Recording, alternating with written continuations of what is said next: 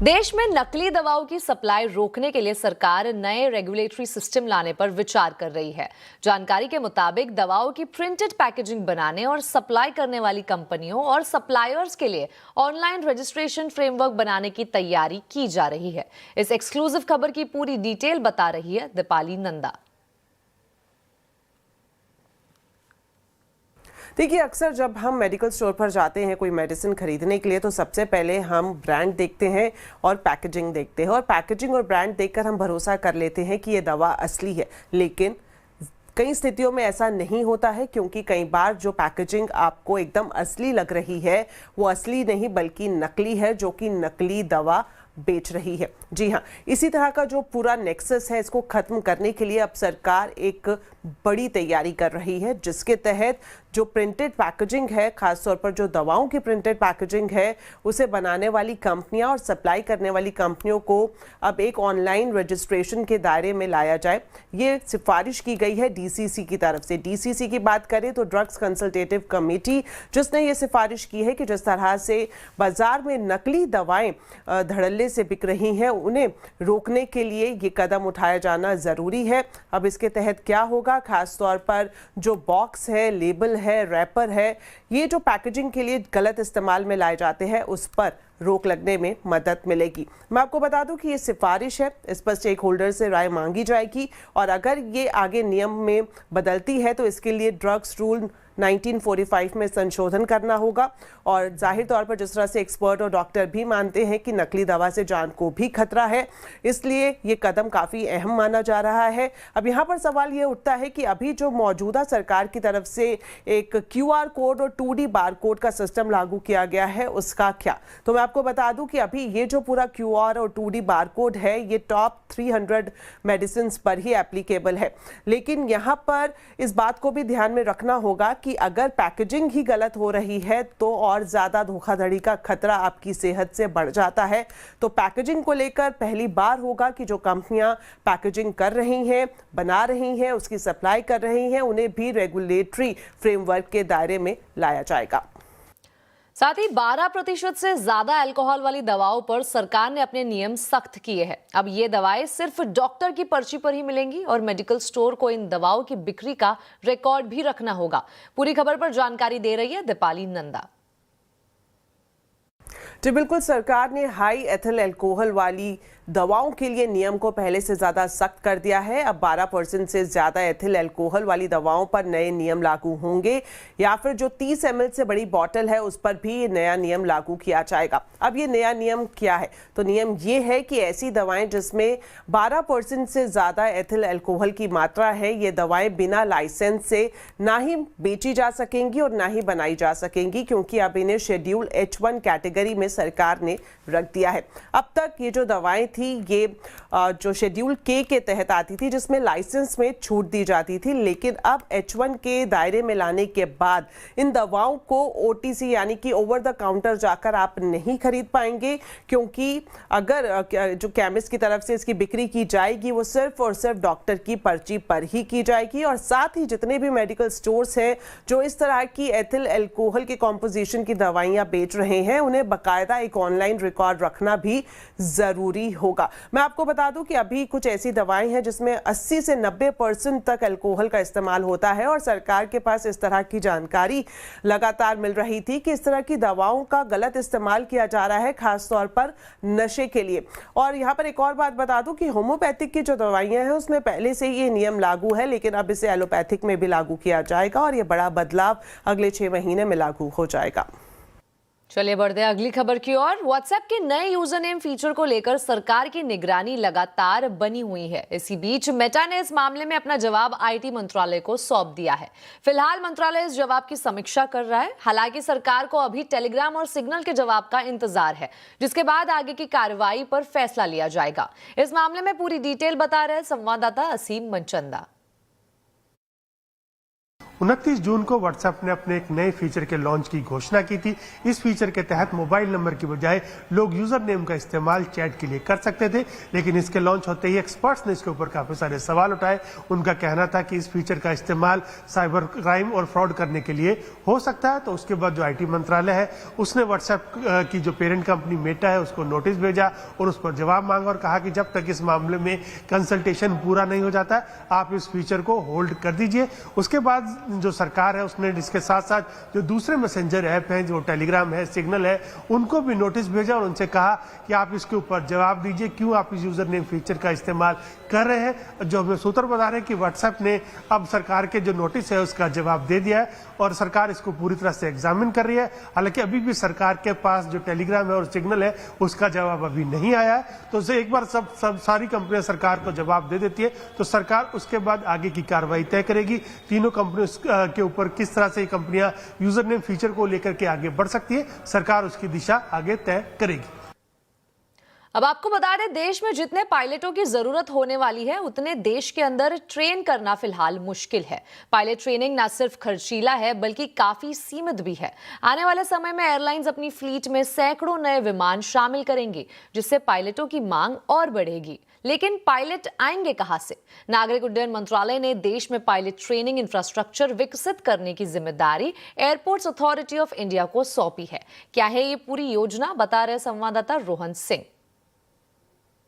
जी, जो अनुमान है अगले कुछ सालों में देश को लगभग 30,000 से ज़्यादा पायलट्स की ज़रूरत होने जा रही है। अलग अलग एयरलाइंस ने लगभग 1700 से ज़्यादा एयरक्राफ्ट्स के ऑर्डर किए हैं, लेकिन इतनी बड़ी संख्या में पायलट्स की ज़रूरत को पूरा करना फिलहाल देश में जो मौजूद फ्लाइट ट्रेनिंग ऑर्गेनाइजेशंस हैं उनके लिए संभव नहीं है। अधिकतर लोग जो निर्भर रहते हैं फ्लाइट ट्रेनिंग के लिए वो देश के बाहर जाते हैं और खर्चीला भी काफ़ी है। ये आमतौर पर 70 लाख से 90 लाख का खर्च सिर्फ आपको पायलट लाइसेंस के लिए लग जाता है। तो देश के अंदर एक इंफ्रास्ट्रक्चर डेवलप हो पायलट ट्रेनिंग के लिए, इसके लिए विमानन मंत्रालय ने खासतौर पे AI को यह जिम्मेदारी दी है देश में इंफ्रास्ट्रक्चर को तैयार करने के लिए। इसके लिए दो चीज़ें काफ़ी खास हैं। एक है फुल फ्लाइट सिमुलेटर, ये काफ़ी खर्चीला होता है। आमतौर पे कुछ एयरलाइंस के पास ये है, कुछ एक दो फ्लाइट ट्रेनिंग ऑर्गेनाइजेशन के पास है, लेकिन देश में ये अभी भी काफ़ी कम है। तो इसके लिए AI ने टेंडर निकाला है और साथ ही type rating testing training organisation जो है उसके लिए अभी जो है वो टेंडर निकाला गया है। एयरपोर्ट्स के साथ साथ ये इन फैसिलिटीज़ को तैयार करेगी। इसका मतलब ये नहीं कि AI सीधे ट्रेनिंग देगी, बल्कि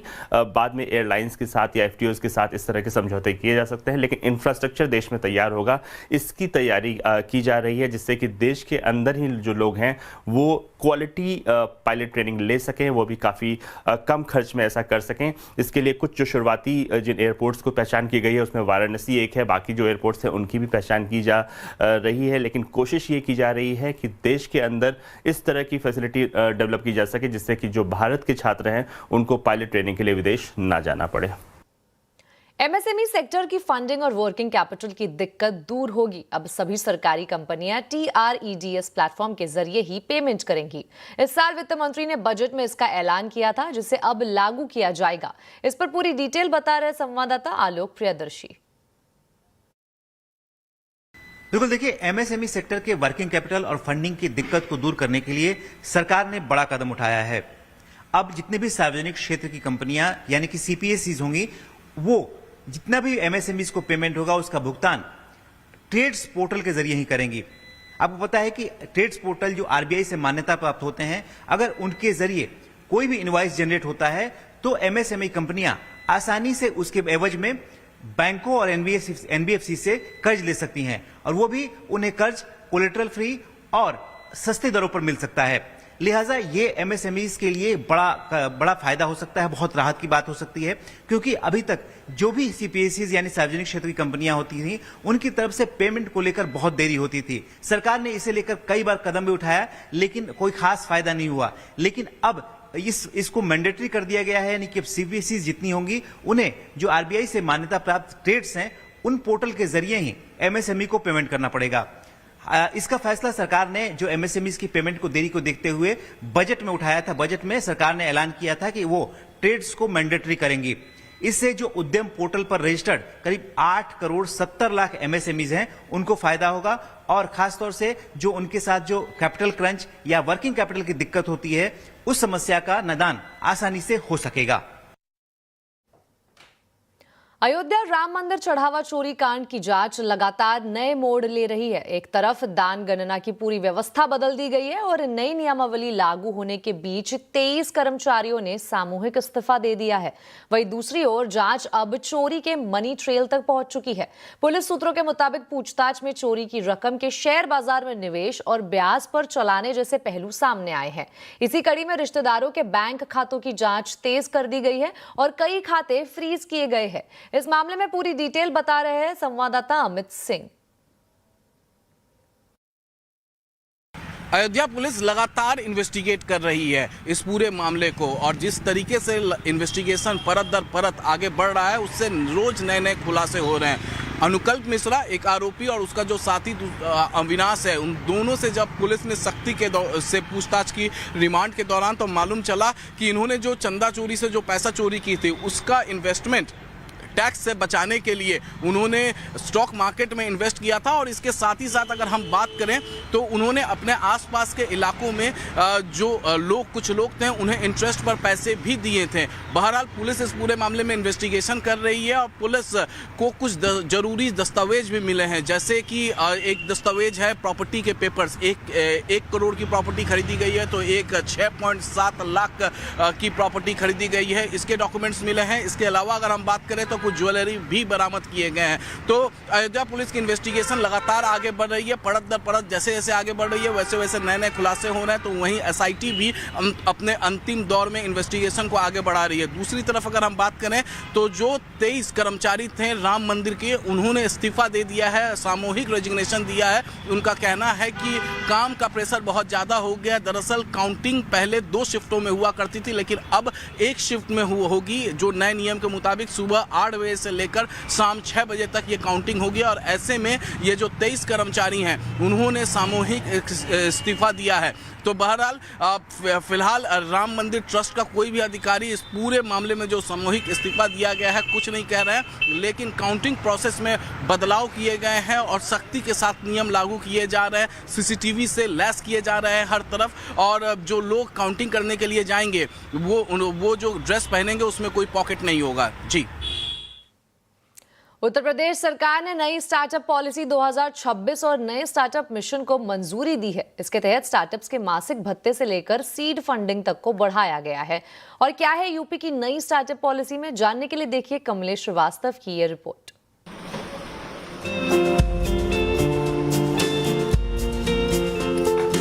लखनऊ के पास छोटे से गांव बुलबुलपुर में 10,000 रुपए की छोटी सी लागत से अंजलि सिंह ने अकेले ही जूट फॉर लाइफ का एक स्टार्टअप शुरू किया था, जो अब 5 करोड़ के टर्नओवर तक पहुंच चुका है। इस सफर में अंजलि ने अपने साथ 250 महिलाओं को रोजगार का मौका भी दिया। यूपी में ऐसे ही स्टार्टअप्स के लिए माहौल बनाने के मकसद से यूपी सरकार ने नई स्टार्टअप पॉलिसी बनाई है। आज उत्तर प्रदेश स्टार्टअप में बहुत आगे है। 17,000 स्टार्टअप हमारे यहाँ रजिस्टर्ड है।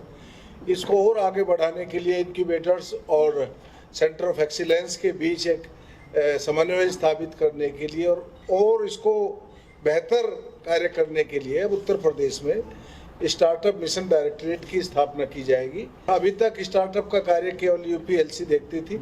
इसकी एक अलग बॉडी होगी जिसमें सीईओ होंगे और नीचे के एक इंफ्रास्ट्रक्चर अलग से होगा।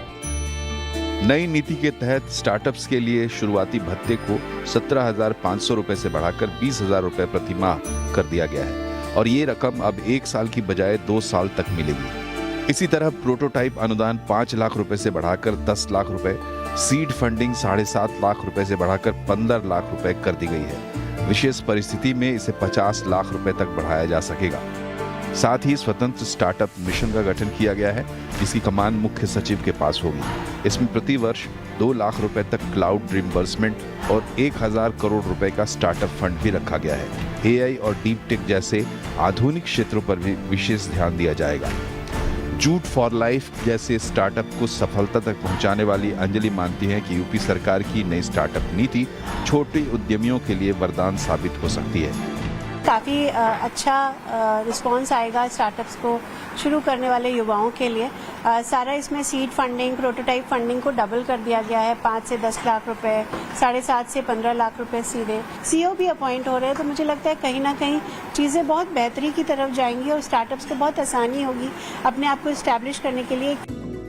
स्टार्टअप नीति राज्य को $1 ट्रिलियन इकोनॉमी बनाने के लक्ष्य से सीधे जुड़ी हुई है। 2030 के लिए निर्धारित इस लक्ष्य में योगी सरकार स्टार्टअप्स की अहम भूमिका देख रही है। कमलेश श्रीवास्तव, लखनऊ। चलिए बढ़ते हैं अगली खबर की ओर। बाजार की गिरावट का निवेशकों ने जमकर फायदा उठाया है। एमफी के डेटा के मुताबिक जून में एमएफ में इक्विटी फंड्स में निवेश 26% बढ़ा है। वहीं एक महीने गिरने के बाद एसआईपी में फिर से बढ़त दर्ज की गई है। जून में निवेशकों ने कहां लगाया है दांव, म्यूचुअल फंड्स के डेटा को डिटेल में समझा रहे हैं आशीष वर्मा। बेसब्री से नंबर का इंतजार रहता और एम्फी ने जून मंथ का डेटा साझा कर दिया है और ऐसा कह सकते हैं जमकर पैसा लगाया गया है। सबसे पहले जो सबसे ज्यादा इंतजार होता है और सबसे बाद में नंबर आता है एसआईपी का, वो आपकी स्क्रीन पर रख देता हूं। 31,781 करोड़ रुपीस जून मंथ का SIP number, month on month 0.3% का जंप, और ये एसआईपी इनफ्लोज 3 मंथ के हाईस पे आके खड़े हुए आपको नजर आएंगे। इक्विटी इनफ्लोज उसमें मंथ ऑन मंथ 26% का जंप देखने को मिलेगा। और वैसे ये भी ध्यान रखिएगा एक बहुत छोटे बेस से ये परसेंटेज कैलकुलेट कर रहा हूं, क्योंकि 2026 का सबसे कमजोर आंकड़ा था पिछले महीने मई का, उससे बाउंस बैक करते हुए आपको इक्विटी के इनफ्लोज नजर आएंगे। और इसी इक्विटी इनफ्लोज का ब्रेकअप, यानी कि वो पैसा गया कहां, वो दिखा देता हूं। लार्ज, वैसे सारी कैटेगरीज में एक अच्छा जंप है। लार्ज कैप्स में 30% का उछाल, मिड कैप में 39% का, और स्मॉल कैप 13% का मंथ ऑन मंथ जंप दिखा रहा है। और इस बार का कैटेगरी लीडर कह लीजिए आप, 6,090 करोड़ के इनफ्लोज के साथ मिड कैप्स आपको नजर आएंगे। Even gold ETF, last month हम लोग कह रहे थे आउटफ्लोज हुए थे, पैसा निकला था तकरीबन 725 करोड़ रुपए का, वो भी बाउंस बैक होते हुए 3,440 करोड़ रुपए के आसपास गोल्ड ईटीएफ में इनफ्लोज नजर आएंगे। और कुल इंडस्ट्री के AUMs, asset under management, month on month 3/4% बढ़ते हुए। अब इतने अच्छे इक्विटी फ्लोज के बाद ये मीनिंगफुली क्यों नहीं बढ़ रहा है, वो ध्यान रखिए, क्योंकि डेब्ट फंड में back to back second straight month outflows हैं। और इस बार तो खैर वो क्वार्टर एंड भी था, तो I am sure liquid fund से पैसा निकाला होगा कॉर्पोरेट्स ने, वो एक रीजन है। खैर जो भी है, नंबर्स देख के आप ये कह सकते हो रिटेल इन्वेस्टर्स कंप्लीटली इग्नोर कर रहे हैं मार्केट वोलेटिलिटी को, और उनकी वो स्ट्रक्चरल कहते हैं ना रेजिलियंस, वो कंटिन्यू करते हुए कमेंडेबल नंबर्स हैं।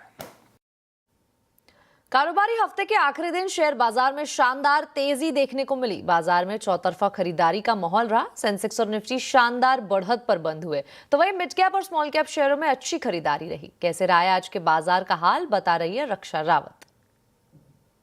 हफ्ते का आखिरी कारोबारी दिन यानी फ्राइडे, और काफ़ी अच्छा रहा फ्राइडे का सेशन मार्केट के लिए।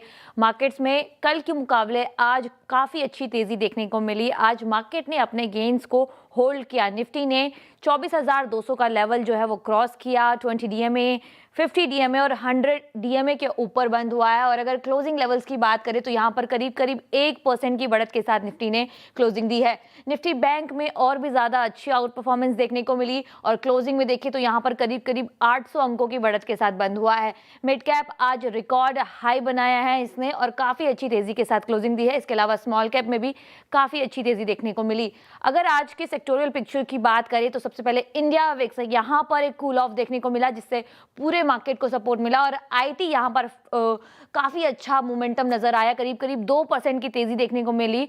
टीसीएस के नतीजे जो है वो अनुमान से अच्छे रहे हैं, और काफ़ी अच्छा नतीजों की उम्मीद की जा रही है इस बार आईटी से, तो सारे ही काउंटर्स आज फोकस में रहे। एफएमसीजी को छोड़कर बाकी सारे ही जो इंडेक्स है वो हरे निशान में बंद हुए। Auto, PSU bank, metal, pharma, reality, oil and gas, capital goods, energy, सारे ही इंडेक्स में काफ़ी अच्छी खासी तेज़ी देखने को मिली। अगर आज के निफ्टी कंट्रीब्यूटर्स की बात करें तो ये सारे काउंटर्स थे जिन्होंने निफ्टी को सपोर्ट किया। जियो फाइनेंशियल, यहाँ पर 4% के अच्छे मूव्स देखने को मिले। HDFC life, Adani enterprises, SBI life, सारी ही जगह अच्छे खासे गेंस देखने को मिले, लेकिन निफ्टी को ड्रैग करने की कोशिश किसने की, यानी निफ्टी 50 के लूजर्स कौन रहे। आज डॉक्टर रेड्डीज लगातार दूसरे दिन यहाँ पर टॉप लूजर बना। जो इनकी एक दवा को लेकर कंसर्न चल रहे हैं, वहां से यहाँ पर लगातार दूसरे दिन गिरावट देखने को मिली। और इटर्नल, भारतीय एयरटेल, ये सारे काउंटर्स में भी जो अच्छी खासी तेजी थी वो कहीं ना कहीं फिजल आउट होती हुई नजर आई। इसके अलावा एक और जो फोकस में रहे वो थे आईटी शेयर्स। ये सारे काउंटर्स हैं जिनसे अच्छी खासी तेजी देखी गई। इसके अलावा ज्वेलरी शेयरों में आज काफी अच्छा मोमेंटम देखा गया और ये सारे काउंटर्स हैं जहां पर अच्छा खासा गेंस जो है वो देखा गया। तो ये था आज के पूरे मार्केट का मूड माहौल। क्या अब बाजार में नए बुल रन की शुरुआत हो चुकी है? आज आवाज अड्डा में इसी पर होगी चर्चा। बेफिक्र बाजार शाम 7:57 पर।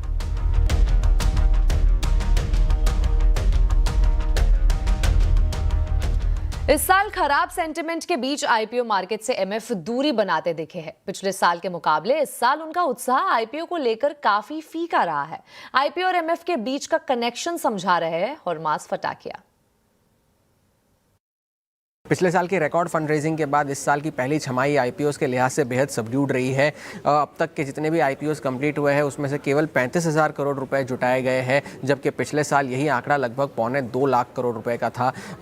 म्यूचुअल फंड्स की इसमें कंट्रीब्यूशन पिछले साल की लगभग 20 से 22% की थी, तो लगभग 40,000 करोड़ का जो है एलोकेशन म्यूचुअल फंड्स के जरिए हुआ था। और इस साल बेहद सिलेक्टिव रहे हैं म्यूचुअल फंड्स, जो कि 28 कंप्लीटेड आईपीओस है उसमें से म्यूचुअल फंड्स की जो एलोकेशन है वो केवल 6-6,500 करोड़ रुपए की है। अब अगर हम प्राइम डेटाबेस का ये डेटा देखें तो ये जो 28 कंप्लीटेड आईपीओस है उसमें से 9 आईपीओ ऐसे हैं जिसमें म्यूचुअल फंड्स ने कोई बोली नहीं लगाई है, कोई एलोकेशन नहीं दिया गया है। और ऐसा क्यों हुआ? अब ये जो 9 आईपीओस है उनकी साइज़ बेहद छोटी है, 150 से 400 करोड़ रुपए के आईपीओस है। ये और बात है कि उसमें से कुछ छोटे आईपीओस ऐसे हैं जिसमें म्यूचुअल फंड्स ने बोलियां लगाई है, लेकिन वो बहुत कॉशियस टोन में लगाई गई है। अब सेबी की गाइडलाइंस क्या कहती है? सेबी की गाइडलाइंस ये कहती है कि क्यूआईबी का जो हिस्सा होता है आईपीओ में उसमें से 60% जो है एंकर इन्वेस्टर्स को दिया जा सकता है, जिसमें से 1/3 हिस्सा जो है वो डोमेस्टिक म्यूचुअल फंड्स के लिए रिजर्व रखा जाना चाहिए। लेकिन ये डेटा के हिसाब से अगर हम देखें तो ये जो 28 कंप्लीटेड आईपीओस है उसमें से केवल 10 आईपीओ ऐसे हैं जिसमें म्यूचुअल फंड्स जो है ये 33% की लिमिट को या तो मीट करते हैं या ब्रीच करते हैं। अब अगर हम देखें तो कौन से ऐसे आईपीओस हैं जिसमें म्यूचुअल फंड्स ने सबसे ज़्यादा बोलियां लगाई है इस साल? फ्रैक्टल एनालिटिक्स एक आईपीओ है जिसमें 1000 करोड़ से ज़्यादा की इन्वेस्टमेंट हुई है। कोल इंडिया की जो सब्सिडरी है सेंट्रल माइंड प्लानिंग वो है, पावरिका, सेडमैक और अमागी मीडिया लैब्स, इन सभी में लगभग 650 से 800 करोड़ रुपए के निवेश म्यूचुअल फंड्स ने किए हैं। कुछ ऐसे आईपीओस जिसमें से म्यूचुअल फंड्स दूर रहे हैं, गॉडियम आईवीएफ एक है, श्रीराम ट्विस्टेक्स, अमीर चंद, जगदीश कुमार, ऐसे आईपीओस भी है जिससे म्यूचुअल फंड्स ने किनारा कर लिया था। अब अगर हम 28 आईपीओस को देखें तो कौन से ऐसे आईपीओस है जिसमें म्यूचुअल फंड्स की बोलियां ज़्यादा थी या एफपीआईज़ की बोलियां ज़्यादा थी? तो 13 ऐसे आईपीओस है जिसमें एफपीआईज़ की बोलियां ज़्यादा थी और 11 ऐसे आईपीओस है जिसमें म्यूचुअल फंड्स की बोलियां ज़्यादा थी। लेकिन इन 11 आईपीओस में से 10 ऐसे आईपीओस है जिन्होंने म्यूचुअल फंड्स को अच्छे रिटर्न्स दिए हैं। उनमें से सबसे अच्छा जो है ओमनीटेक इंजीनियरिंग है, जो अपने इश्यू प्राइस से 133% की तेज़ी के साथ कामकाज कर रहा है। जबकि एफपीआईज़ के जो आईपीओस है जिसमें उनकी बोलियां ज़्यादा है उसमें से केवल 4 ऐसे हैं जो अच्छे रिटर्न्स दिए हैं उन्होंने। उसमें से भी एक है गॉडियम आईवीएफ जिसमें से डोमेस्टिक म्यूचुअल फंड्स तो बिल्कुल दूर रहे थे, वो अपने इश्यू प्राइस से 50% ऊपर है। तो एक सदा हुआ छमाही रही है आईपीओस के लिहाज से, लेकिन सेकेंड हाफ जो है वो बहुत इंटरेस्टिंग होने वाला है क्योंकि बहुत बड़े बड़े आईपीओस की लाइनअप है। इसमें म्यूचुअल फंड्स की क्या एपेटाइट रहेगी ये देखने वाली बात होगी। टीसीएस के बाद बाजार की नजर अब सोमवार को आने वाले एचसीएल टेक के नतीजों पर है। कैसे हो सकते हैं नतीजे, बता रहे हैं आशीष वर्मा। हाँ, मंडे को नंबर्स आएंगे और जनरली बाजार बंद होने के बाद नंबर्स आते हैं। लास्ट क्वार्टर 6 बजे आए थे शाम को।